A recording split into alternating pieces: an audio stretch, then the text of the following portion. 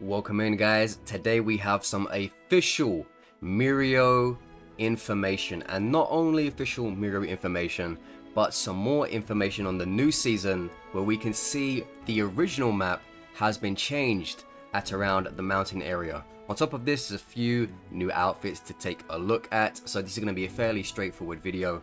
I won't try to take too much of your time, so let's get right into it. Of course, I'm set. You probably know me. And if you don't, no problem. You're probably not going to want to have anything to do with me by the end of it. I'm kidding, of course.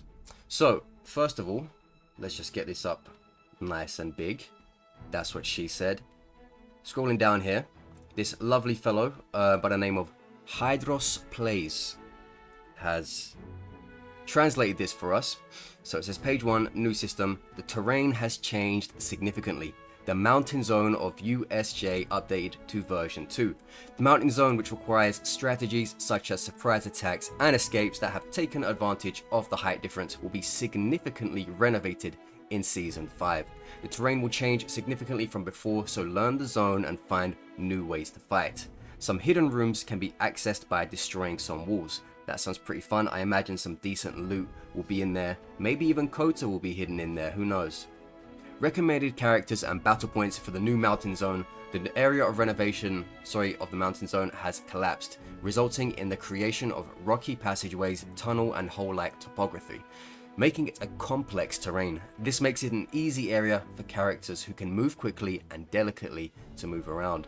The newly added Murio is unique in that he moves finely up and down and left and right when passing through obstacles, so it's easy. Okay. Now that we've gotten that out of the way, let's have a look. This is the aforementioned change to the map. As we can see, this once was the mountain area. You can tell by the edge of the map, which is essentially, you know, what you would see if you went to the mountain area. But it's all caved in and mucked up and messed around with, and very interesting. Lots of different terrain here to use. Mountain Zone was kind of a bad point for people like Momo and Strike Shigaraki, unless they got you in a tunnel, but this one looks like it could be more open for more types of people, so I think more characters are going to flourish here. So I think if you're a mobile character, mobile characters like being anywhere, let's be honest. If you're more of a stationary, slower moving character, it looks like you're gonna have like certain pitfalls to hide in, to jump out from, to lure people into, so that should be pretty interesting. And if we go down here, my Japanese tells me that this is one of the secret rooms. And obviously, jokes aside, this is one of the secret rooms. As you can see in here, I don't know if that's a part of the billboard, but it looks like a golden Nezu. I think that's his name, a golden Nezu. So I don't think that's probably anything, but whether that is a golden statue of Nezu or not, maybe it will mean something. Maybe you can do something with it. I probably doubt it. I feel like they would have mentioned it, but nevertheless, it looks cool.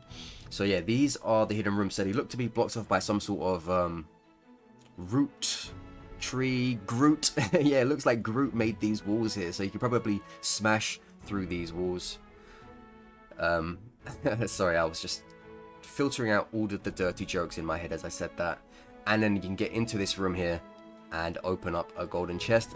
There might be more than just that, I assume, if they went through the trouble of creating secret rooms. Probably at times, maybe not all the time, but probably at times, there'll be a few golden chests, or maybe Kota, or maybe something, you know, worthwhile actually breaking down these walls for, not just for one golden chest, but who knows. Okay. New gacha costumes, Izuku Midoriya full cowling 100% and Murio casual wear. Professional license costumes, so this means gacha costumes, you have to roll your tickets for these costumes, and professional license costume means you will get these in the season pass if you purchase it. Or at least, you know, that's how it normally goes. So, for the gacha ones, we have full cowling Deku, looks very nice. Looks like they just pretty much got it from the My Heroes One Justice game, which, you know, I don't have a problem with, seeming as these games do look pretty darn alike. And Mirio over here, looking like he's about to go to the cinema with his friends. He's got a nifty little shirt on, some jeans. I don't necessarily agree about 3/4 lengths on a man. Very few men can pull off 3/4 lengths efficiently, stylishly, but we'll let him off, seeming as he's new. And yeah, some neat little kicks. So yeah, if you do want to get that outfit for him, that will probably be chucked in with his with his character role. So if you think that you just unlocked Mirio, think again, Buster, because you might have just unlocked his outfit. You know they love to do that to you. Very classic My Hero Ultra Rumble trick. Over here we got All For One in his suit without his Darth Vader helmet, or neck brace, whatever you want to call it. So that looks kind of cool. And you have Kirishima student outfit. I do love student outfits. I'm a very big fan of the Bakugo one, as you guys probably know. So these two look really nice for Froppy and Kiri. I was about to try and zoom in again, but that's pretty much all you can go. Any further and it'll just get blurry. And over here, what even is that? Cementos, what nonsense are you talking about now? Cementos fancy costume, clinging principle. Okay, so he's got Nezu holding on to him. I don't know, that just looks the same as the other one, but what is it, pink? Oh yeah, I think the other one's green, right? I don't know. I don't really pay attention to that guy. Anyway, moving on to Murio, which is what I think probably most of you want to see. Scroll down. New character, Mirio Togata. Surprise everyone with the permeation quirk and score consecutive hits. Murio is a character with attack power and movement power that makes full use of his permeation quirk. The special action permeation allows you to pass through obstacles without being attacked and still reach your opponent or fellow ally in a straight line. Also, the quirk skill B also has the ability transparent. By the way, I'm reading a translation, so if I sound like I'm not saying things properly, it's just a translation. You know, grammar-wise. Murio has the ability to use tactics that utilize walls and underground. Quirk skill A, Phantom Menace. Star Wars. This is an attack that rushes in the direction of the aim, and when it hits the opponent, inputs again to perform a series of follow-up attacks. So it seems like you land it once and then you can add on to it. Like a pension. If you press and charge it, you will be able to pass through walls, etc. So if you press and charge it, you can go through things. And if we can kind of go over here. So that'll be this one right here. That's the alpha. So you can go through things as seen in this picture. And there he is looking very happy about punching somebody in the face.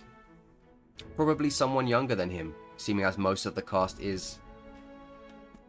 What a delinquent. Quirk skill B, Phantom Dive. A range attack in which you permeate and go underground. Then pops out with an uppercut and shockwaves, so it is possible to hit multiple opponents at once. It kind of sounds like it's going to be a bit like Ochako's Gamma, but instead of Uravity, you're just going to be uppercutting people. So it's over here, so he's like, hey man, I really want to uppercut some people like I'm in Mortal Kombat. And the game goes, yeah, great, here's your beta quirk for it. And there's a red circle in the background there. I don't know if that's his red circle when he's aiming it, or if that's someone else just doing a red circle for the fun of it. But anyway, as you can see here in the second picture, he rises up out of it like Godzilla after a bad day, uppercutting what I assume to be everyone within the circular range shown there.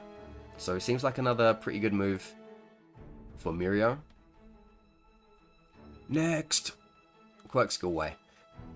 Phantom Guard blows away nearby opponents and deploys a barrier that prevents attacks. This kind of sounds like All For One's Gamma, but instead of having the option to pull people in as well, it will just make him, what is it, invulnerable? Deploys a barrier that prevents attacks. Okay, let's say invulnerable for now. Could be wrong, let's just say that for now.